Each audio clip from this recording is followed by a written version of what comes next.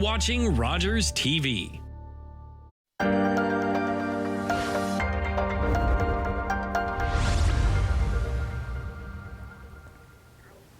Hello, my name is Mike Farwell, and welcome to the local campaign coverage here on Rogers TV Cable 20. You have made the first step towards getting your research done for our municipal election on October the 24th. You are sitting in and enjoying this forum. We have a series of these running up until our election, and this particular forum features our candidates for regional council. Now, each of our candidates, we have two in studio with us today. Each of our candidates will be afforded 2 minutes for an opening statement, 2 minutes for a closing statement, and then with the questions that are asked throughout this hour-long forum, there will be 2 minutes provided for each answer. Those are the ground rules. I know we're all going to get along just swimmingly here in the studio, so let's introduce to you the candidates for regional chair that are with us here today. Karen Redman and Narayan Dat Sukram. Thank you both for being here, and let us begin. Karen, we'll start with you for a 2-minute opening statement. Good evening.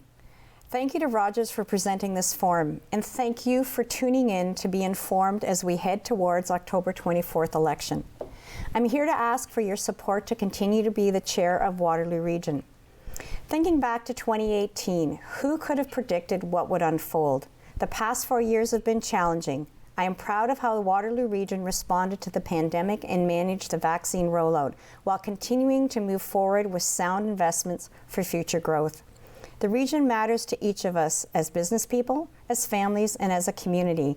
And how you see yourself in the region matters greatly to me. The region, led by its council, sets goals for the future.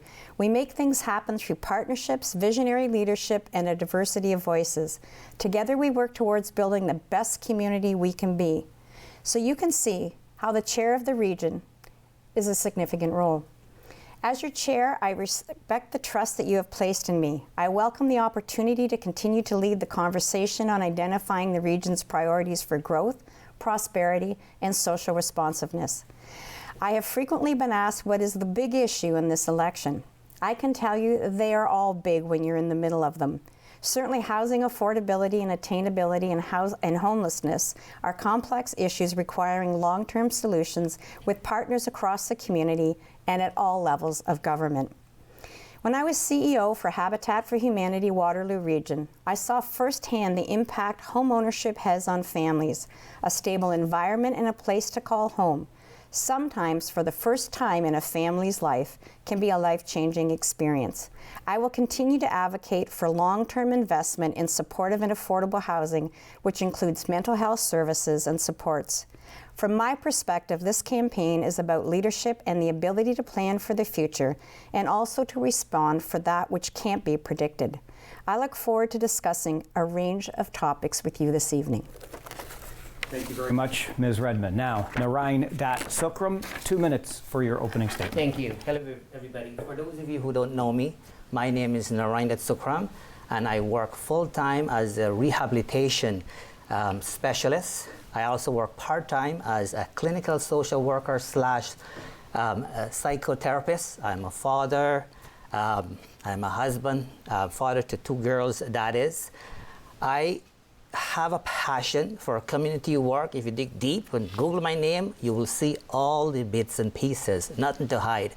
I'm not a politician per se, so to speak, but what I can tell you is that throughout my career working in social services, seeing things from different angle will allow me to bring a different perspective on the table, so to speak.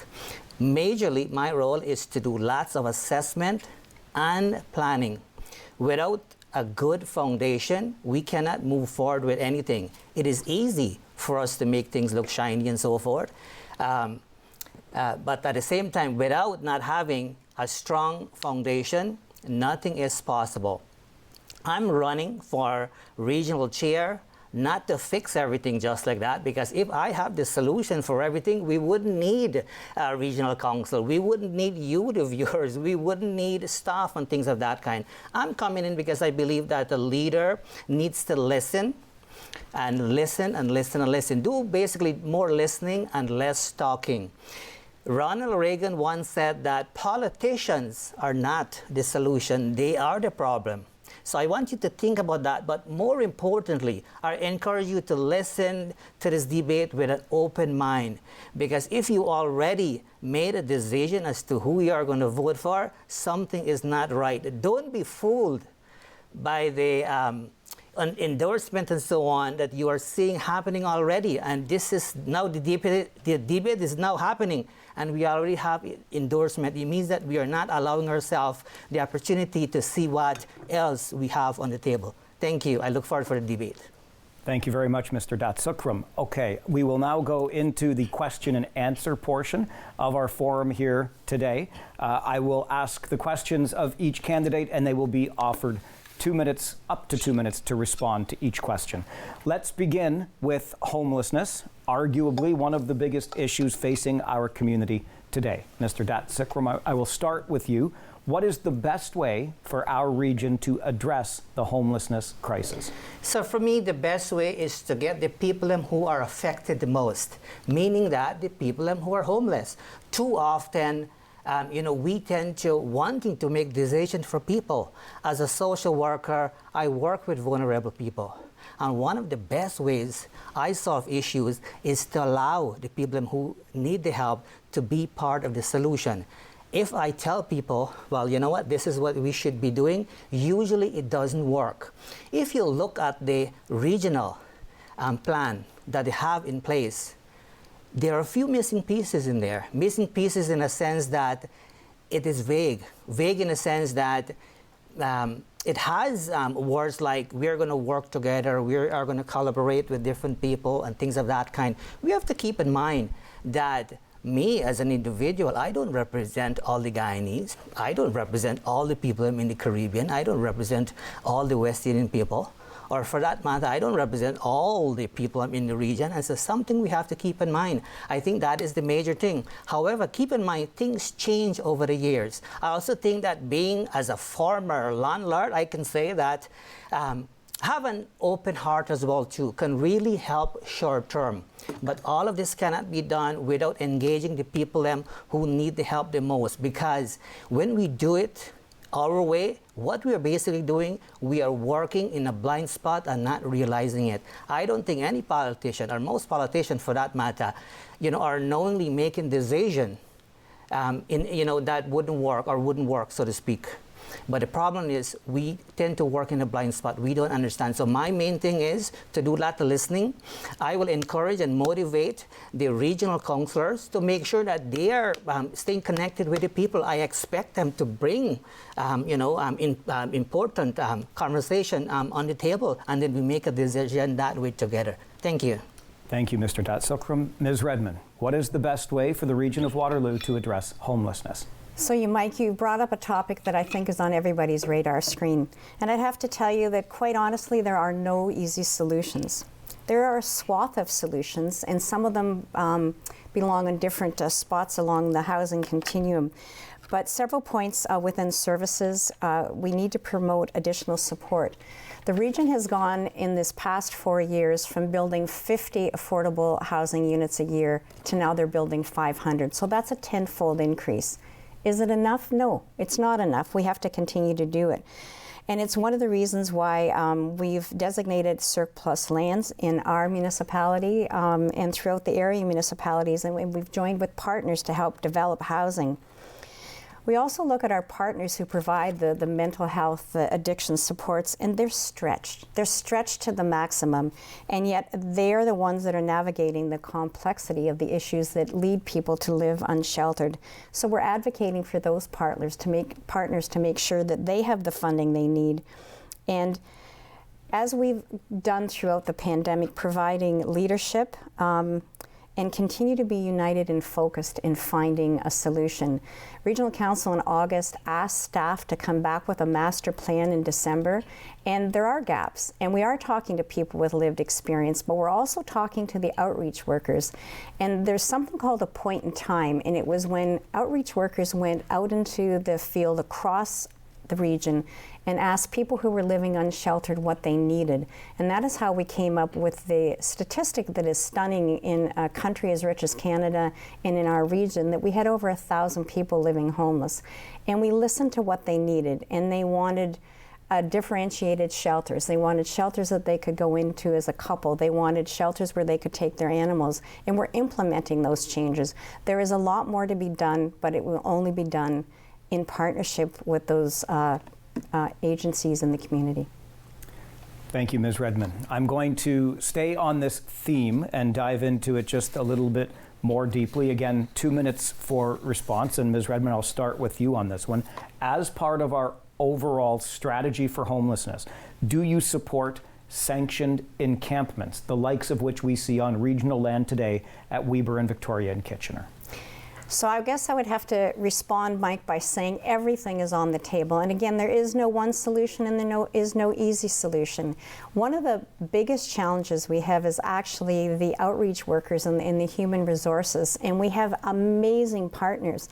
At the very beginning of the pandemic, 80 people who were living homeless found shelter. So we need to work with landlords, we need to work with our partners, and we look at a Better Tent City as something that was very innovative. They have decided their sweet spot is about 50 people.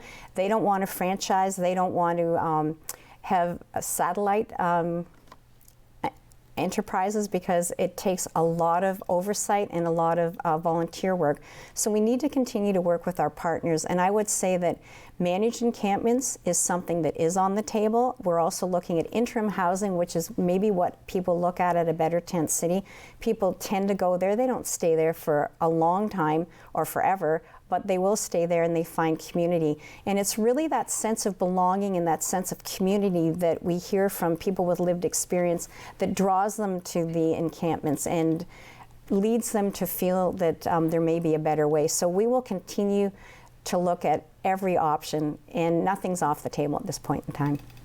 Thank you, Ms. Redmond. Mr. Datsukro. Yeah, so for me, I wouldn't say supported or not supported, but what I think the good thing is that it brings attention to the public for sure, right? I mean, I see this as I drive by every day, and as a human being, as a citizen, I mean, I personally have a good life for myself. I have a safe place to live and so on. But coming from a social work background, right, where I hear these stories, not every 4 years when I'm running, because obviously you've seen me before, but I hear of these stories every single day. And I think earlier, in one of the prior questions, I talk about us open up our heart a little bit as citizens, right? Because we cannot always rely on politicians to solve all the problems, obviously, right? We as citizens, we have a role to play. And when I say open up hearts a little bit, as a former landlord, I mean, I have owned in the past a legal duplex and so forth, where I give opportunity to people to stay, because it fits with my values to make sure that, you know what, the things that I don't like for myself, I wouldn't want, you know, for other people. And when we talk about homelessness and things of that kind, because it's all related to this homelessness here, keep in mind, it is not only what we are seeing, right? We are seeing certain things, some of the pieces we are not seeing. And so for me, the bottom line is to make sure that we are engaging in terms of what is that we can do as well too. It's not always us, or meaning it's not always the politician.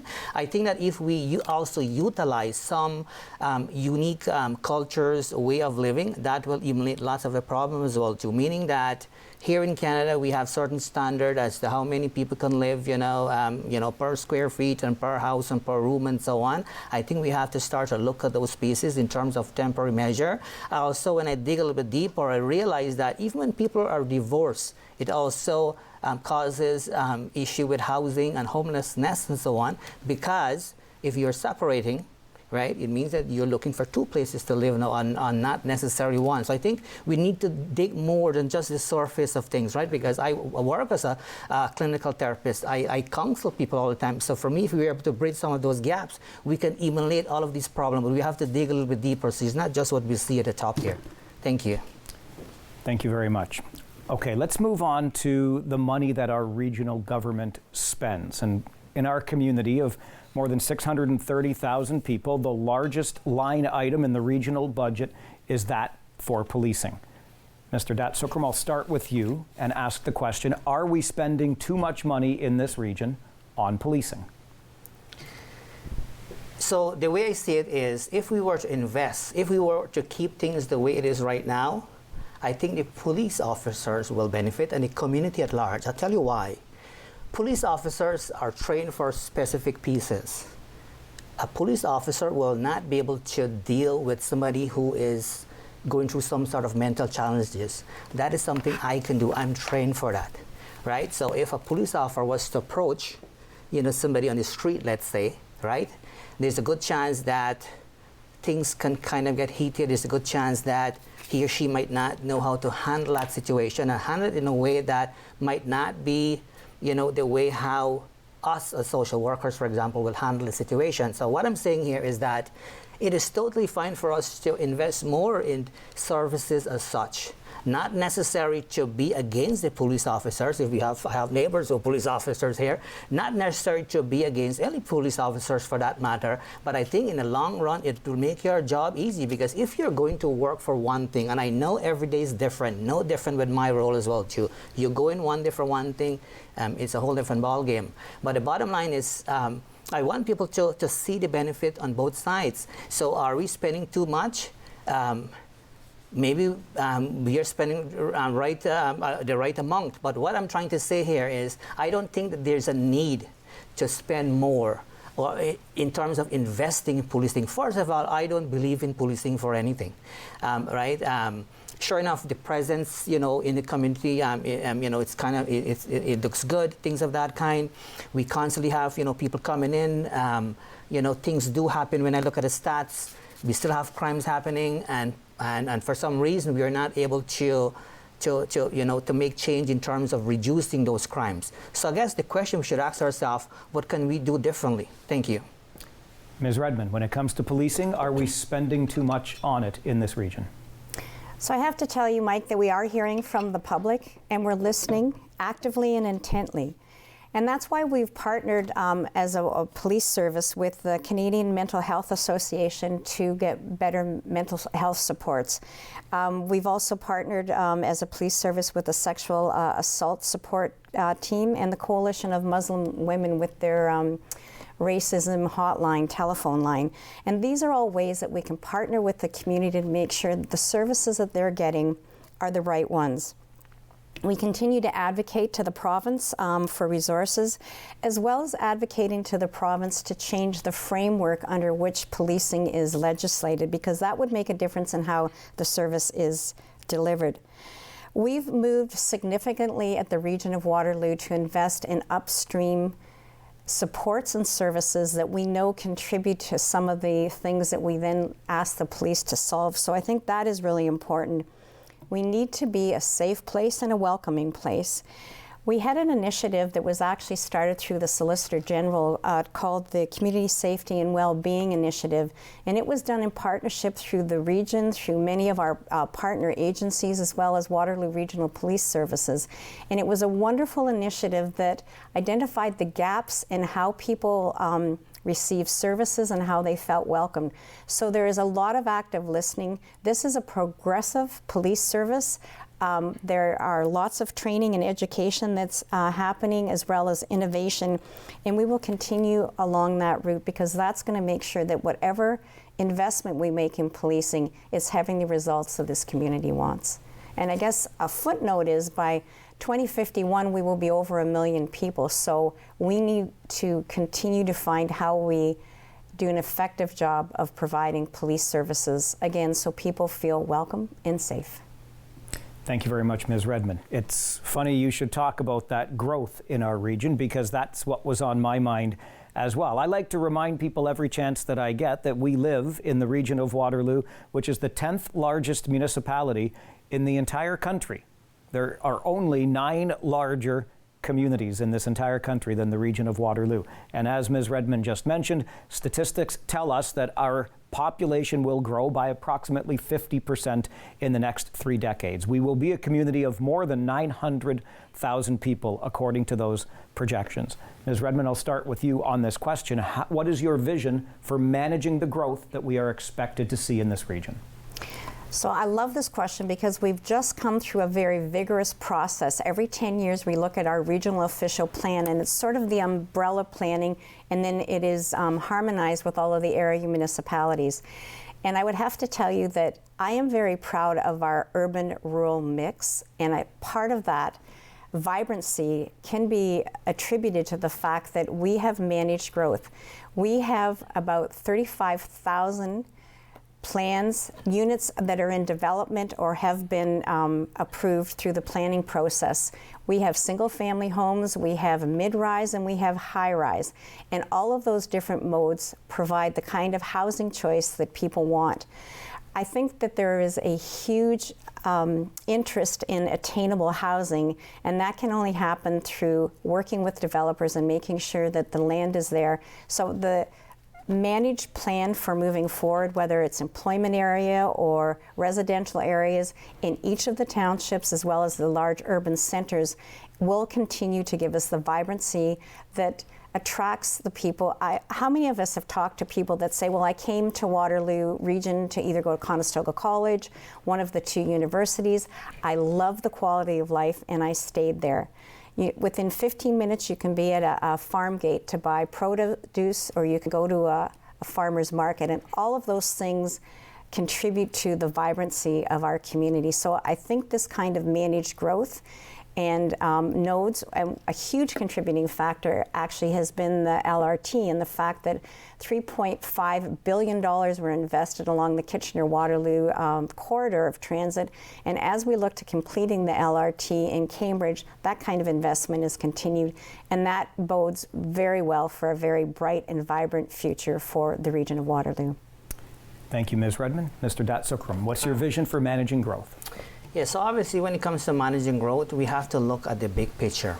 So managing growth doesn't necessarily mean just the housing. Obviously, housing, is a big part. People need a safe place, because if you don't have a safe place, it is difficult to focus in finding jobs and so on. I believe personally that we should maintain what we already have, specifically the number of affordable housing we have before we start to build, right? Also, what is crucial, we have to make sure that we are planning and planning well, meaning that yes, we may have a number based on stats as to people who are coming in. The question is, who are coming in, right?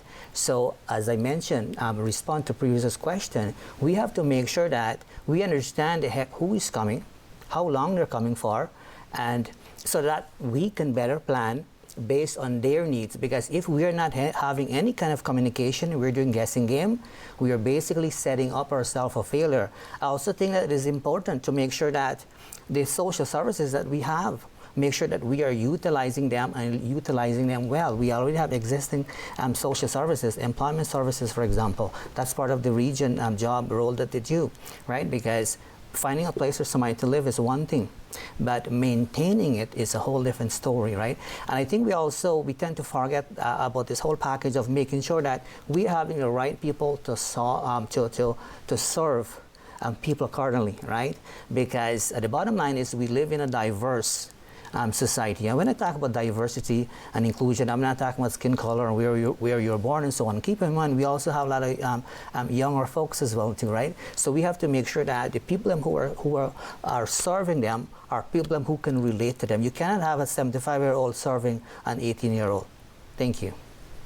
Thank you very much. Our next question is around transit. Mr. Datsukram, I'll begin with you. We have a regional transit system that boasts a light rail line between Waterloo and Kitchener, and we have a series of buses and accessible buses. What are your transit priorities for the region of Waterloo, which may include intercity transit? So as I mentioned earlier, me running for regional chair, it's not about me. There's a reason why I've continuously do a lot of self-reflection, right? For the past 12 years, I've been doing lots of self-reflection. I've done a lot of studies. I currently hold over 12 university degrees, and I'm also finishing up my doctor of social work for a reason. I used to think along the line of the politicians because I did not know any different. Over the years, me working in social services, I realized that, you know what, this is not about me, it is about the people. And keep in mind that the need keeps changing all the time. We get it that transportation is a very unique thing, right? We need that. We want to make sure that people are able to get around. That includes students able to go back and forth to school and things of that kind, people who choose to work out of the region, vice versa, and so on. We get all of that. The bottom line is we have to make sure that we assess it, because what has happened most recently, things have changed over the pandemic. I think we forget about that. Many people now, and I believe it's part of the solution as well too, many people are working from home. I do that. A lot of people work virtually, so that's one of the reasons we can temporarily, because we need a temporary fix, while we are working on a better, solid plan. And in order for us to do that, this is not me coming up with an answer here, because if I give you exactly and say, this is what we are going to do, this is how we are going to do it, it means that that's not me being a team player. My role is that as the regional chair, I need to be listening to the staff, listening to the regional counselors. If they're not up to point in terms of academic pieces, I will motivate them and find them a way to educate themselves, because anybody can get into a regional chair. If you're a high school graduate, and if you're a citizen, then you're good to go, and that can also be a problem. So that's how I'm gonna tackle this moving forward. Thank you. Thank you very much. Ms. Redmond, your transit priorities for the region. So I would have to tell you that one of the things that I continually I'm impressed with is how integrated so many things are in the region of Waterloo. And the region of Waterloo is truly a force for good. It is a regional approach that brought us the ION. And as we look to phase 2 and the completion of the LRT, it's very important that we go back to senior levels of government and ask for 100% funding, because the interaction and the funding has changed. We were very early adopters, and we did it a third. So we will go back to the province and to the federal government and look for that kind of support. But we've invested in the airport. We offered ultra low-cost carriers route exclusivity for 2 years so they could get on their feet. And what we have seen is an absolute explosion of the people who are using our airport. We lobbied for two-way all-day go, recognizing that in order to attract investment and talent, we needed to have rail transit that was dependable. I look at the plans for the Breslau GO station, and we're looking at that in partnership with Metrolinx. And those are all things that will continue to attract people to our region and allow our region to connect to the rest of the world. The LRT is a great system. We rejigged all of the buses, and the GRT now runs off of the spine of the ION. And you did mention, Mike, about inter-community transit. I think with the ceasing of the service of Greyhound bus, a lot of people miss that. But I do think there are other players that can enter into it, and I'm hoping that they will step up, and I'm hoping that GO Transit and buses will help supplement those kind of trips as well. But there is no doubt that the transit system in Waterloo Region has been very well implemented, and it will be on the basis of that success that we then go back to the federal and provincial government and tell them that we want more in order to complete the LRT. Thank you, Ms. Redmond.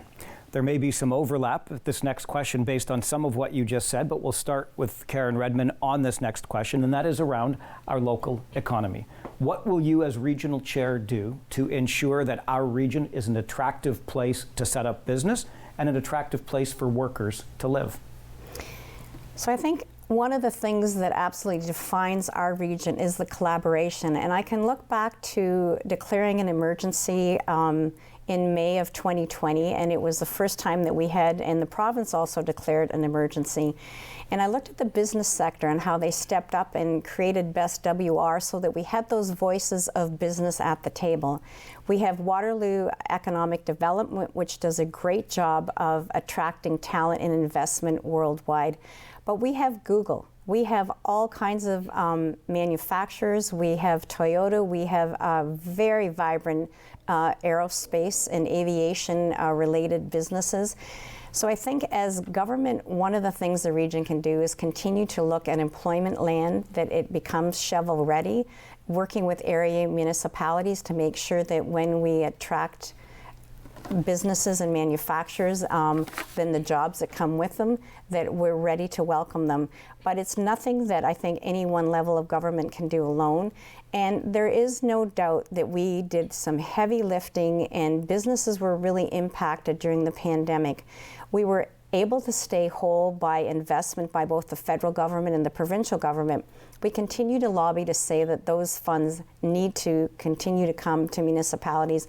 And we've just talked about transit, and it was a really good example of the fact that the province stepped up and made sure that we were able to meet our demands and balance our books.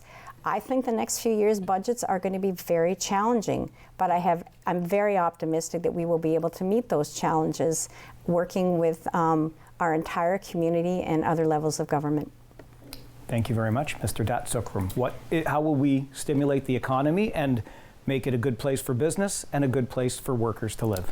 All right, so I've had the opportunity to work in employment, and one of the things I can say is that we cannot do guessing game here. We have to make sure the very first thing, this is what I do, the very first thing we need to do is to basically do an assessment to find out the interests of the people. We talked about, earlier about, the region is growing, we have a lot of people coming in and so on, right? Those are just people, those are just numbers. So in order for us to do anything we do in life, we need to do an assessment to see where we are at. Once we do our assessment and we realize that, hey, we have, 20% of the population are interested to work in high-tech kind of role. We have, another 50% they're interested to work, in, customer service and so on. Once you have all of that data, that's when you move to the next step and you do it together. This is not me trying to, dig pieces here and say, well, let's do this because I'm saying that, it worked for me. If it works for me, does not mean that it will work for other people. And so that's the first thing, assessment. And then after that, you do your planning. You do your planning. How is it that you are going to get there, right? This is what we do in our daily job. All we're doing now, we have, a set of people, right? Because we will have an obligation to make sure that we are representing the people, but also we are engaging the people more than ever, because for many years, the gap between the politician and the people have been widening over the years. Thank you.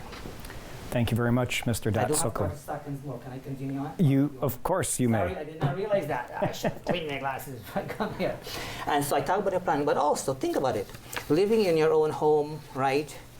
Ideally, when we have a busy life, we will do things. We wouldn't necessarily do it, currently because we have, kids and we have jobs and another job on top of another job and so on. But when we know we have a guest coming in, if I know Karen Redmond is coming to my house, maybe I'm going to clean it up a little bit more, things of that kind. Just like anything else, if we have good roads, right? If we have attractive places and so on, automatically people from out of the region will want to come to us, and that's how they will discover Waterloo region. That's all I wanted to add. Thanks, Mike. I appreciate that. Thank you very much, Mr. Datsukram. Okay, yes, our candidates each do have 2 minutes to answer each question, and as our forum ends, they will have 2 minutes for closing statements in a little while. I want to further a point that's been made already tonight around our light rail transit, for example, and that is a partnership that was between 3 levels of government: our municipal government, our provincial, and our federal government. If we want to see all-day two-way GO trains in this community, we will have to work with the province and Metrolinx. Mr. Datsukram, I'll start with you on this question, and it is, how will you advocate for the region of Waterloo with upper levels of government? So the bottom line is, we are, we already started. So for me, we have to move forward now, right? We don't have an option here, so to speak. But there are different strategies when it comes to advocacy, and there are old-fashioned ways and so forth.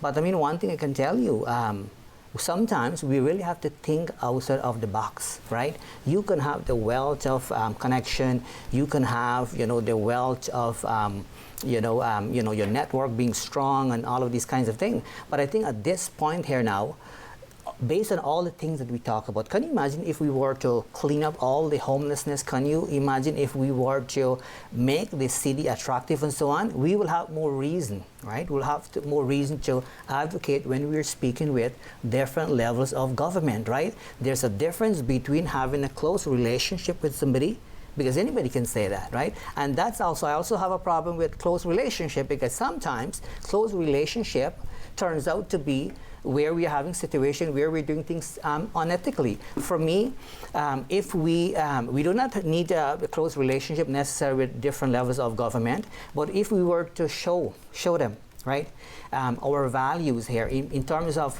what we can do once we have the option to manage, and strengthen our transit system. I think that's what we'll need to do, and we have to move a little bit faster, kind of thing, right? We cannot really drag it along, kind of thing. I think that's going to be one of the key points. But for me, the ideas out of the box is what needed right now. Like the old-fashioned way doesn't work. We can see that it doesn't work because that's one of the reasons we are here talking about the same issue, right?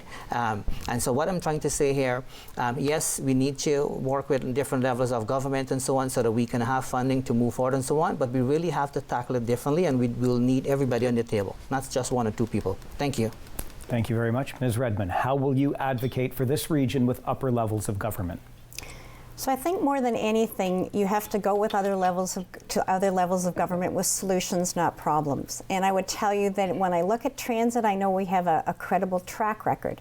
We have an ION that functions really well. As I mentioned earlier, we have had amazing investment by the private sector in that rail corridor. It's always really important to have done your homework when you go to the government. But I also think it's really important to point out that I spoke earlier of our regional official plan, and one of the things that we know is very important to this provincial government is housing, and they're going by the numbers.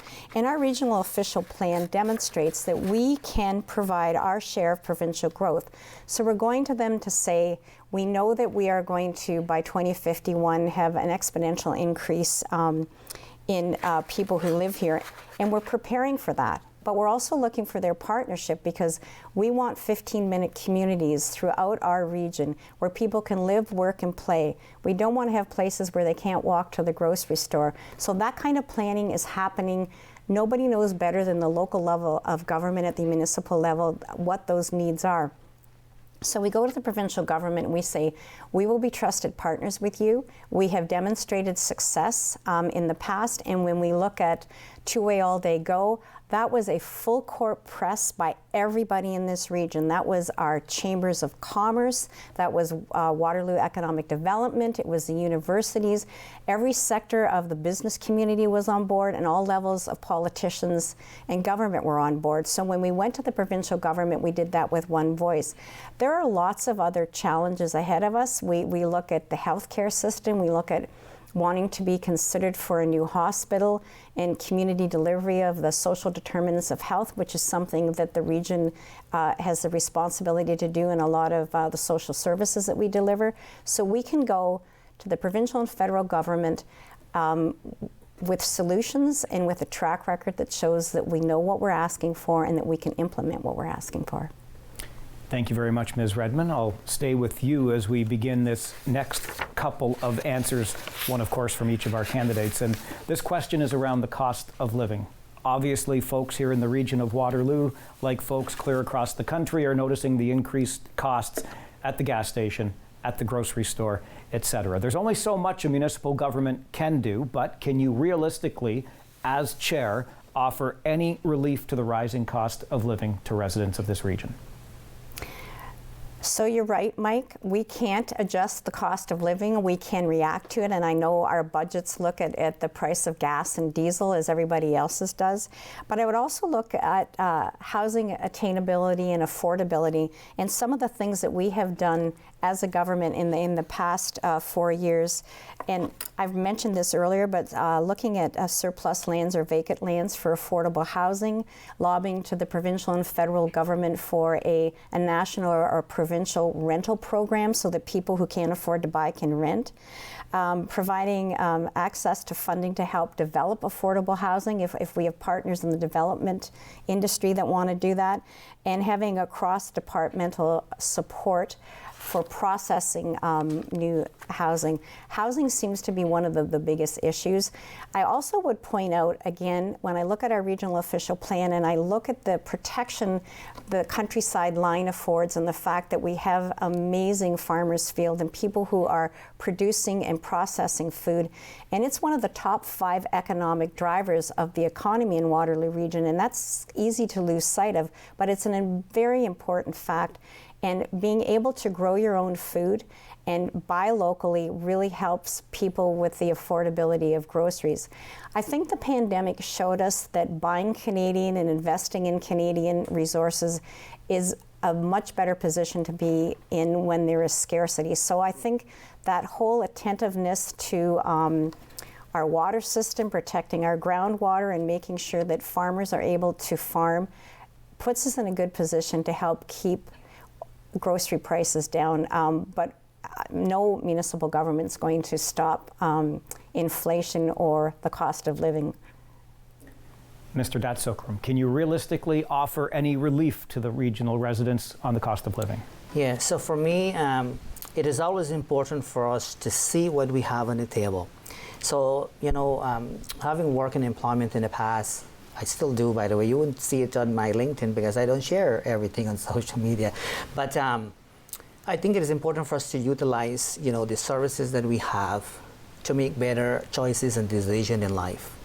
Me working in social services, you'll be surprised to know how a lot of people cannot even, do simple budgeting, right, in terms of planning. Meaning that if they're getting a fixed amount of money per month to live and so on, they don't know how to budget that money to last. So simple things like that, we need to take control. At the end of the day, take my word for that, at the end of the day, the rich will find a way to become richer. Society is designed that way.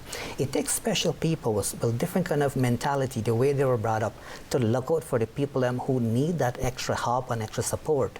Coming from that social work background, I did not enter that role to become rich, or else I would have become rich long time ago. Usually when you enter these kinds of roles, you're entered a role because you see a need to close the gap.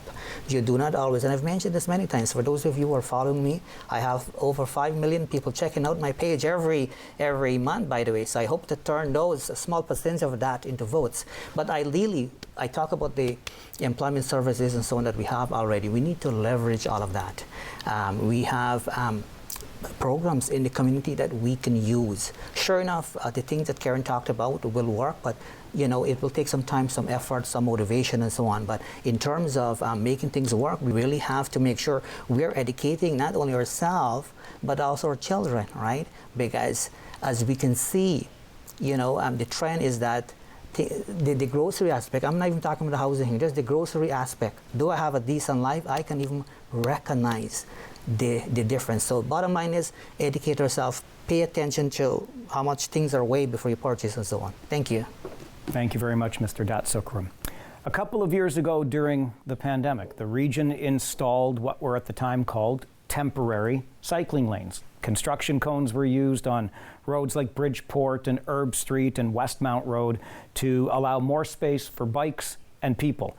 A new project in the city of Waterloo, Bridgeport and Herb Street will be 2 of the main streets used, will create permanent cycling infrastructure on those regional roads. I'll start with you, Mr. Datsukram. Do we have adequate cycling infrastructure in the community today? I don't think we do, and I hear what you're saying. I personally think that if we're going to do anything with cycling lanes, it should not be on any main road. That's just an opinion thing here, because I'm trying to answer the question. I think anything to do with cycling should be same as the walkway, which is what I'm seeing now. I believe at places like Ottawa Street and so on, you're going to see more of that. Obviously, everything takes time, kind of thing. But I think, though, as much as it is important for us to kind of build and improve on it and so on, because ideally it's nice if people can, leave the car at the side, use the bike and so on. It's a good thing. It's good for the environment and all of that. It's good for your health as well too. The bottom line is we cannot pay too much attention to it. Not that we're ignoring it. The bottom line is we have other priorities as well too, right? So as a regional chair, I think it will be important it will be important to bring everybody on the table and say, guess what? We have this much in the budget, right? We have this much of people are saying, because it's about the people really, right? You will have to let us know what the needs are, so to speak, right? We have X amount of people are saying that, you know what, this is what they want. They want better trails, and they want all of these things that they can, you know, utilize bicycle and all of these types of things, right? And then we have to look at that, and we have to look at all the other needs as well too. There is no government, regardless of what level they are, will be able to do any and everything. So it's about the priority. So for me personally, it's about prioritizing. So if it comes to the point where we are able to, provide better access and things of that kind when it comes to utilizing bicycles and so on, so shall it be. But it wouldn't necessarily be the top priority for me if you want to hear that directly from me. Thank you. Thank you very much. Ms. Redmond, when it comes to cycling infrastructure, do we have adequate infrastructure today? I would say that we're investing in very important ways in that infrastructure. And no, we have to continue to invest in that. Most people associate cycling lanes with green initiatives. But you know, I grew up in the country, and we rode along country roads. There were no sidewalks. There was gravel. It was tarred in the summer. But we never rode to go anywhere, you know, maybe to the bush to do exploring or down to the Grand River, but we didn't ride to go anywhere. And when cycling lanes connect to grocery stores, to the pharmacy, so that you can go to your doctor's appointment, it then becomes a viable alternative. So I think the connectivity and where we put those cycling lanes is very, very important, so people will use them. We've all heard the Field of Dreams expression, if you build it, they will come. And I want to point out that these trails and cycling lanes connect up so people can get where they're going, but there's multi-use trails as well, and that's a great amenity for people who are in wheelchairs to get out and enjoy the outdoors.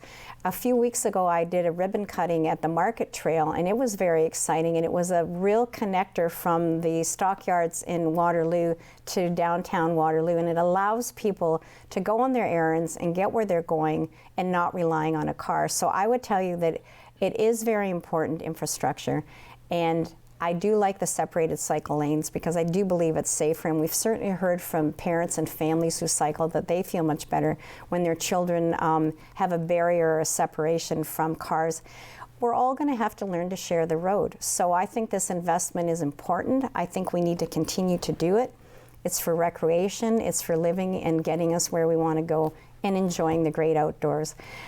It's very important to have lighting and signage that is consistent, and it connects the urban centers to the rural centers too. So it's a great line of connectivity, and it can also be a real bonus for tourism, which is another consideration. Thank you very much, Ms. Redmond. When I hear the phrase green initiatives, it of course harkens to conversations about the climate crisis and how cities will play a role in that. In fact, we have been told that the climate war will be won or lost in cities. Ms. Redmond, I'll start with you on this one. What will the region of Waterloo do to reduce its overall greenhouse gas emissions without damaging the economy? So one of the things that we've done, we opened our bus maintenance facility on Northfield, and it was a $123 million project that was done in partnership with both the federal and provincial government. And what that allows us to do is to service electric buses. So now we're buying electric buses, and we're funding electric charging stations throughout the region, and sometimes in partnership with other people.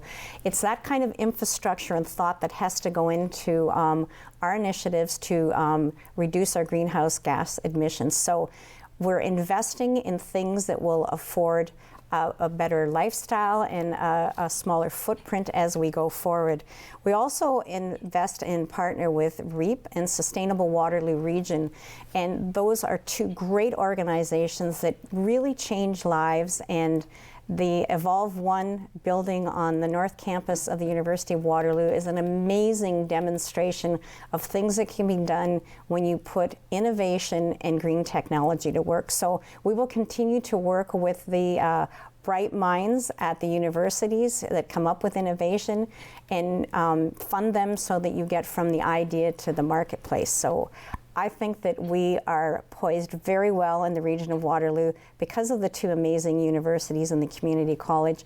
We have a department at the University of Waterloo that's looking at sustainable aeronautics, because I don't think we're all going to stop flying, but we need to know how to do that in a more green way. So I would tell you that we have amazing people in this region that have come here for school, love the lifestyle, decided to stay, and they will be the ones that keep us on the cutting edge of dealing with reducing our greenhouse gas emissions. Thank you, Ms. Redmond. Mr. Datsukram, how will you obtain greenhouse gas emission reductions without damaging the economy? Yes, so for me, I always believe in utilizing the existing skills that we have. As I mentioned earlier, responding to previous questions, it is crucial, especially an issue as such, to have everybody on that table. When I talk about everybody on that table, I'm not talking about just the regional councillors and so on, as much as I would expect them to have the conversation with people who are passionate about lending their talent and making a contribution in that area. I'm not an expert in any sort of environmental pieces, but what I can tell you is that everybody has that potential to make a unique difference.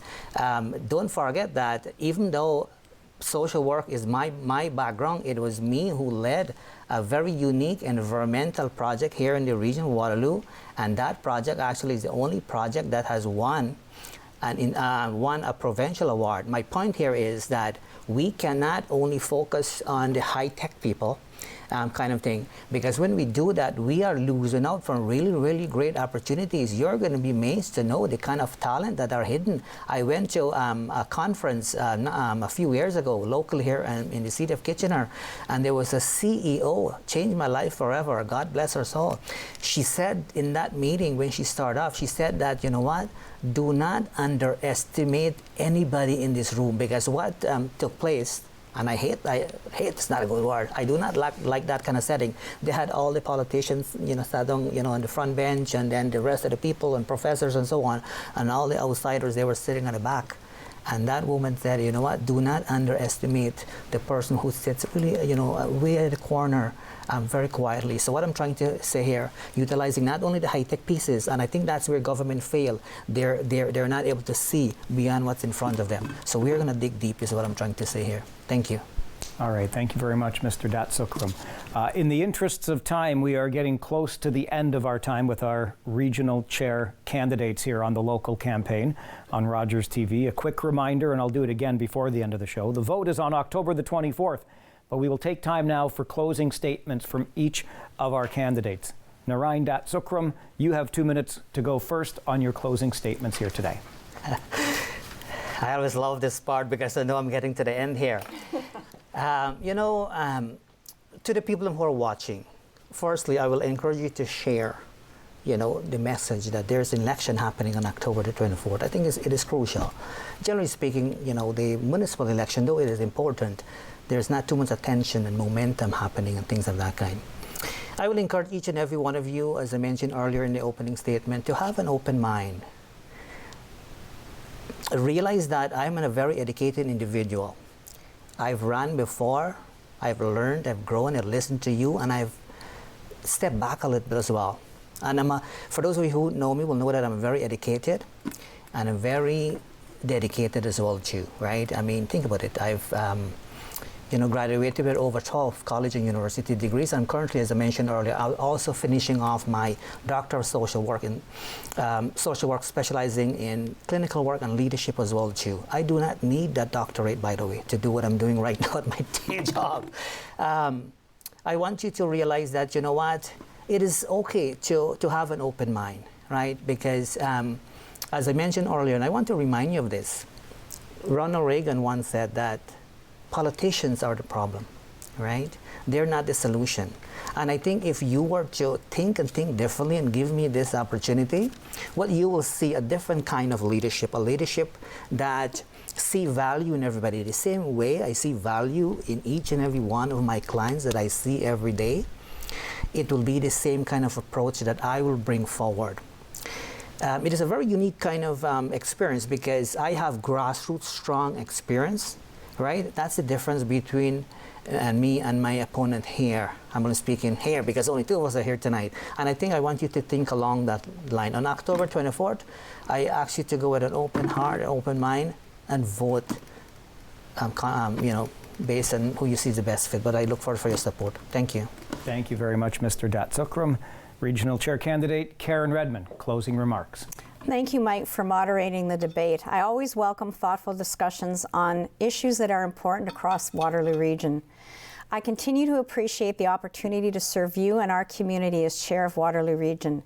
It is a distinct privilege to have your trust. I come into this election with 20+ years of experience in public service through elected office.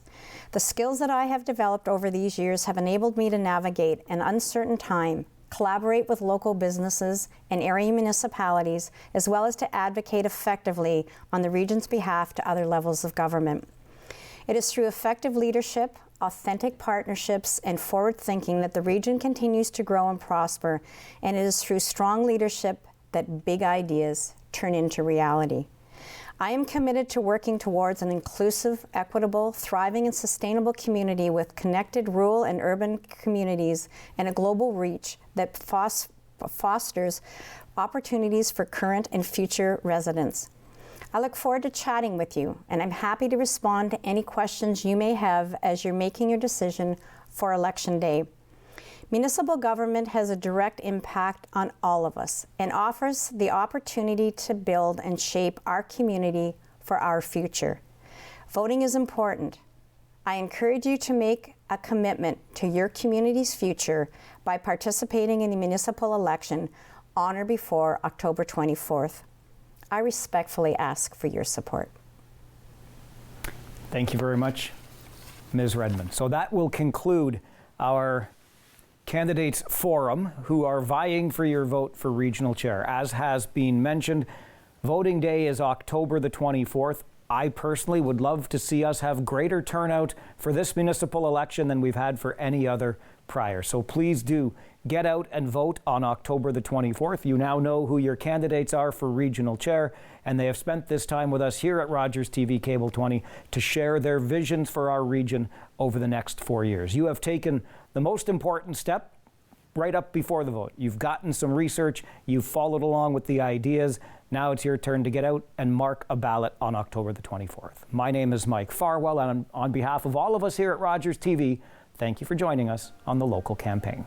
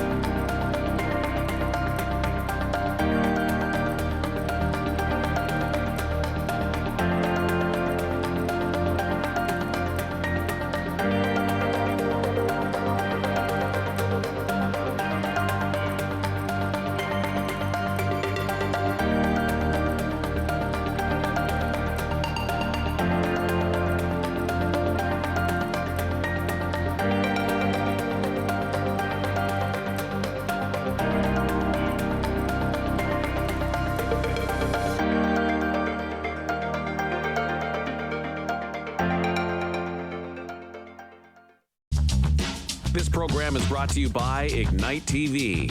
Now you're in command. Visit Rogers.com for more details.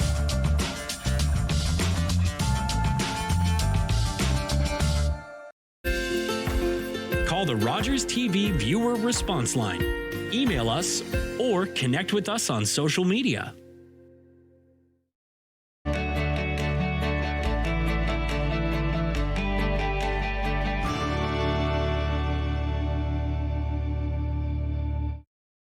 Our world is changing. Now more than ever, we have seen firsthand the brutality of systematic racism. Here in Canada, we can do better. It is time to connect, commit, and change. I'm Queen. And I'm Aaliyah Ali, and we're inviting you to join us on Diverse and Converse. We'll connect you with leaders from the Black, Indigenous, and people of color communities. Now is the time for change. Are you curious and creative? Then Mindful Makers is the show for you. Get inspired by fun projects. Tune in to Mindful Makers Mondays at 6 p.m. on Rogers TV.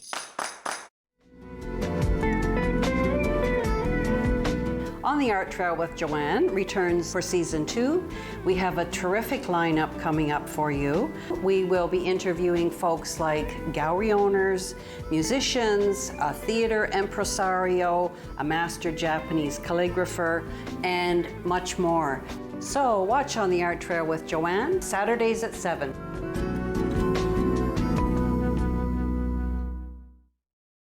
Wednesdays at 7:30 p.m., it's the RTV quiz. Giovanni Petiti hosts a weekly trivia competition that lets you play from the comfort of your couch.